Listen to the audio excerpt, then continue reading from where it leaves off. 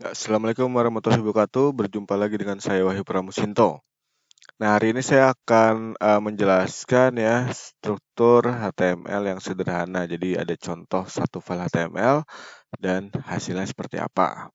Ya, di sebelah kanan bisa dilihat ini adalah codingnya ya. Saya tulisnya pakai Sublime Text. Kemudian di sebelah kirinya ini adalah gambar hasil di browsernya ya. Ini saya buka pakai browsernya adalah Google Chrome ya. Oke, kita mulai dari file HTML-nya. Nah, untuk hasil yang di sebelah kiri ya, saya menggunakan dua file. File yang pertama adalah file HTML. Ini saya kasih nama filenya adalah contoh.html. Saya taruhnya di D, htdocs, folder 2022, pw1, ya, / contoh.html. Kemudian di situ ya, di dalam folder pw1 ada folder gambar. Nah, isinya adalah logo strip html.png ya. Itu gambar yang ini nih. Jadi gambarnya harus disimpan dulu di foldernya. Oke, saya mulai ya. Jadi di baris pertama ini adalah doctype HTML, menandakan dia adalah dokumen HTML5 ya. Kemudian HTML, ini tag pembuka HTML, kemudian ada head ya. Ini bagian headnya atau bagian kepala HTML-nya. Di headnya saya meletakkan title. Title ditutup dengan slash title, dan diantaranya ada belajar HTML. Jadi tulisan belajar HTML ini akan muncul di title bar browser, yaitu di sini nih. Title bar browsernya. Nah, kemudian body. Body di baris ke-6 ya, dan saya tutupnya di baris ke-18. Nah, jadi semua yang saya tuliskan di dalam body itu yang akan muncul di bagian sini. Ya, semua yang ada di body akan muncul di sini. Nah, yang pertama, setelah body ada H1 ya. Ini heading 1 ditutup dengan slash H1. Kemudian ada atributnya align sama dengan center. Tulisannya adalah belajar HTML ya. Jadi H1 ini kemarin kita sudah belajar ya. Ini untuk buat heading atau judul.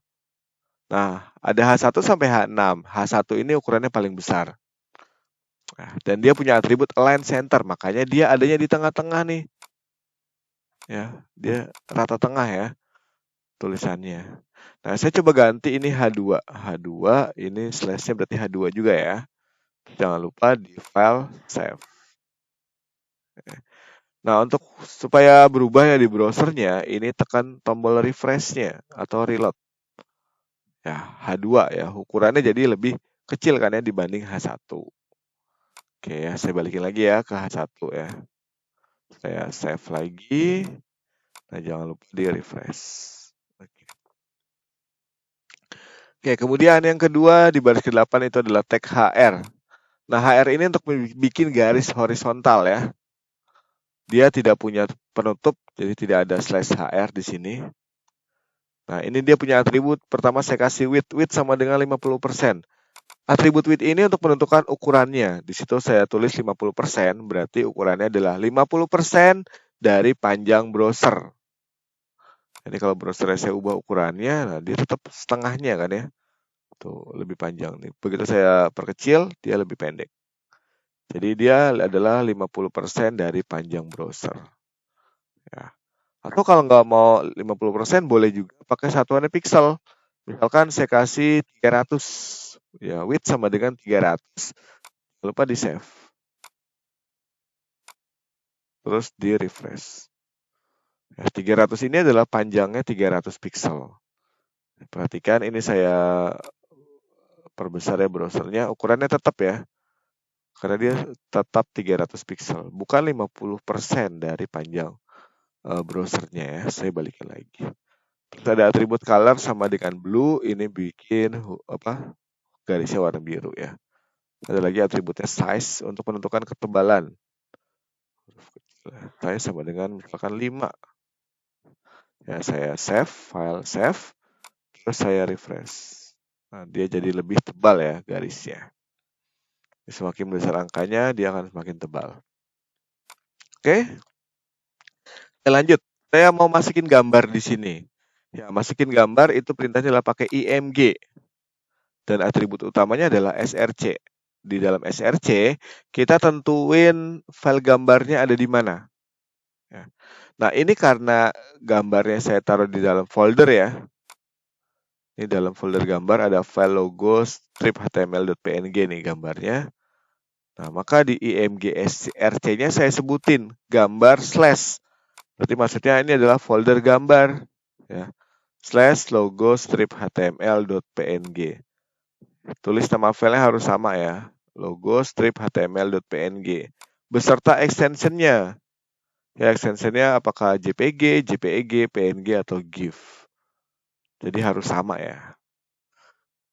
Oke, ya tampilan seperti ini. Kalau misalkan saya salah file nih ya. Ini saya HTML2, logo strip HTML2. Saya save. Terus saya refresh. Nah, dia nggak muncul kan? Gambarnya jadi seperti ini. Karena nama filenya salah ya. Oke, saya save lagi ya. Terus saya refresh. Nah, balik lagi kan gambarnya. Gitu ya. Kalau misalkan si filenya sama si gambarnya ada di folder yang sama ya. Nah, ini nggak perlu sebutin nama foldernya. Langsung aja gini. Kalau posisi file HTML dan file gambar, dia ada di folder yang sama. Tapi kalau beda folder, sebutinlah nama foldernya. Gitu ya. Kemudian width sama dengan 100. Nah, ini untuk nentuin ukuran lebarnya. Lebar gambar 100 pixel. Height-nya ini tingginya 100 pixel. Ya. Jadi saya mau munculin di browsernya cuma 100 pixel kali 100 pixel. Bahkan ini saya hapus nih, width sama height-nya saya hapus ya. Terus saya save, file save ya, terus di refresh. Nah, aslinya tuh gambarnya besar seperti ini. Makanya saya pakai atribut width ya. Supaya gambarnya kecil. Iya, ada satu lagi atribut gambar itu ada alt atau alt ya. Nah, saya kasih tambahan alt sama dengan logo HTML. Alt sama dengan logo HTML. Kita lihat hasilnya apa nih? Refresh. Loh, kok nggak ada yang berubah? Ya. Nah, atribut alt ini untuk memberikan keterangan gambar. Dia biasanya akan muncul pada saat kursornya kita taruh di atas gambar. Muncul nggak? Refresh ya. Oke ya, dia nggak muncul. Biasanya muncul ya. Terus saya coba perbesar. Tes, refresh. Sudah saya save atau belum nih? Oh, belum di save ternyata. Refresh ya.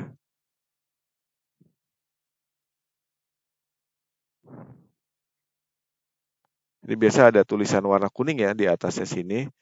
Itu pakai atribut title. Selain itu bisa juga ada title. Saya save, saya refresh. Nah ya, titelnya muncul logo HTML. Sementara alt-nya ini, si alt ini nih, ini akan muncul ya. Kalau gambarnya error, misalkan ini saya ganti nih. Ini saya ganti ya, logo HTML5, gini kan ya. Jadi gambarnya sengaja saya salahin. Terus alt-nya saya ganti logo HTML5. Terus saya save ya udah ya. Saya refresh. Nah, muncul nih logo HTML5. Jadi atribut alt ini akan muncul, akan tayang kalau gambarnya tidak tampil. Jadi sebagai pengganti aja ya. Sementara si title logo HTML ini akan muncul yang kuning-kuning nih. Pada saat kursornya kita taruh di atas gambar ya. Jadi itu atribut alt sama title. Tadi di awal saya sempat kebalik.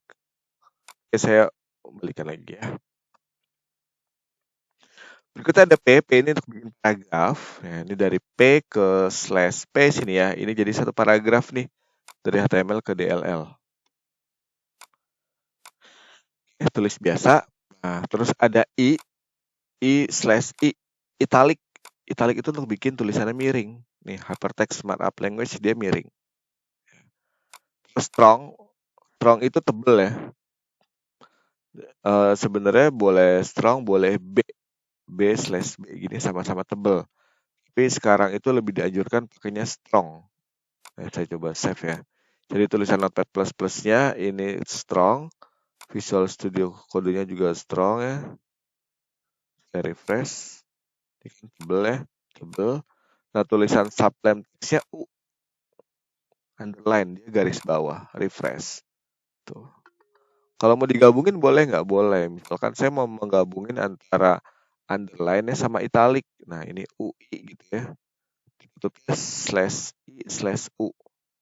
Jadi kalau pembukanya UI, penutupnya IU, kebalikannya. Jadi tulisan sublime text-nya dia adalah underline dan miring. Garis bawah dan miring. Tuh, gini ya. Oke. Oh ya, sama P juga dia punya atribut kan ya, line. Misalkan line-nya adalah center. Saya refresh. Nah, dia rata tengah. Ya, sama seperti heading 1 tadi ya, dia punya atribut line. Nah, defaultnya kalau tidak kita berikan line, dia akan rata sebelah kiri. Seperti di ini, paragraf yang kedua ya, saya tidak memberikan atribut. Nah, defaultnya dia akan rata sebelah kiri. Oke.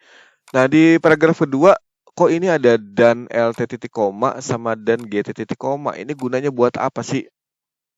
Nah, jadi kalau di HTML ya, saya mau menampilkan tanda lebih kecil, itu pakainya dan lt titik koma. Nih, yang ini nih. Ya, dan lt titik koma. Dan lt titik koma ya. Kalau lebih besar, dan gt titik koma. Ya. Nah, ini sama dan lt titik koma / html dan gt titik koma. Jadi untuk tanda lebih kecil pakainya dan lt titik koma, untuk tanda lebih besar dan gt titik koma. Oh iya, satu lagi ya, ada namanya spasi. Misalkan gini, di dokumen HTML-nya, ini saya kasih spasi yang banyak. Nah, ada beberapa spasi, terus saya save. File save. Refresh ya. Nah, di sini spasinya tetap 1. Padahal ini banyak loh spasinya. Ya. Nah, untuk bikin spasi di HTML pakainya dan nbsp titik koma. Jadi satu spasi itu dan nbsp ya. Kalau saya kasih misalkan 5 spasi, nah saya tinggal bikin dan nbsp 5 kali. Ini 1, 2, 3, 4, 5. Jadi dokumen HTML, kemudian ada spasi 5 kali. Nih ya, baru tulisan dijalankan. Oke. Terus paragraf ketiga biasa ya. Nah, di berikutnya saya bikin list ya. Saya bikin listnya pakai UL. UL itu unordered list. Penandanya bentuknya bulat ataupun kotak aja. Ya. Saya bikin LI ini ada 3. LI1, LI2, LI3. Nah, munculkan di sini ya, W3 Schools, petani kode, sama html.com. Nah, ini boleh diganti pakai, misalkan tab-nya adalah square. Bukan di sini ya, di UL-nya ya, karena dia masuknya di UL. Nah, UL sama dengan square. Saya refresh. Ya, ini penandanya jadinya kotak ya. Ini kotak. Jadi defaultnya dia yang warna hitam ya. Oke, kemudian W3 Schools ya, ini saya kasih link nih, tandanya warna biru ya kalau ada link. Link yang belum pernah dikunjungi dia warna biru. Kalau udah pernah diklik, dia akan berubah jadi warna ungu. Nah, jadi W3 Schools-nya w3schools.com saya kasih ahref. Ahref sama dengan https www.w3schools.com/html target blank. Jadi tulisan W3 Schools ini kalau diklik, dia akan pindah ke sini, ke website ini ya. Dan ada tambahan atribut target sama dengan blank, artinya dia akan buka website ini di tab yang baru. Ini kan tabnya cuma satu nih, satu ya. Nah, kalau saya klik W3 Schools, klik, nah dia pindah di tab yang baru, tab kedua. Ya, tab yang ini tetap ada di sini. Saya klik lagi, nah dia muncul lagi di tab berikutnya ya. Jadi tabnya akan nambah 1. Begitupun untuk petanikode.com ya, ini juga kalau diklik masuknya ke website ini dan di tab yang baru. Nah, yang tidak saya kasih target blank contohnya adalah di sini ahref sama dengan https://html.com. Ya. Jadi ini kalau saya klik html.com, dia bukanya tetap di tab yang ini ya. Ya, ini saya klik nih. Nah, tabnya nggak berubah. Ya kan? Tabnya nggak berubah, tetap yang ini tuh. Jadi itu bedanya target underscore blank ya. Jadi kalau dikasih target underscore blank, dia akan pindah ke tab yang baru. Kalau enggak ya dia nggak pindah. Nah, di dalam atribut HTML ini nggak harus alamat website ya, tapi boleh juga file HTML yang kita punya ya di laptop kita, atau bisa juga ngelinknya ke gambar, atau ke file PDF ya, atau ke file lain, misalkan file doc, ya, file Excel, itu bisa juga. Tapi nanti kalau pakai filenya misalkan Excel ya atau Word, dia kayak ke download. Jadi itu untuk download file. Karena kalau file Word kan nggak bisa dibuka di browser ya. Dia masuknya ke download. Oke ya, itu penjelasan singkat ya tentang HTML yang sederhana. Nah, kita ketemu lagi di tutorial berikutnya. Saya akhiri. Wassalamualaikum warahmatullahi wabarakatuh.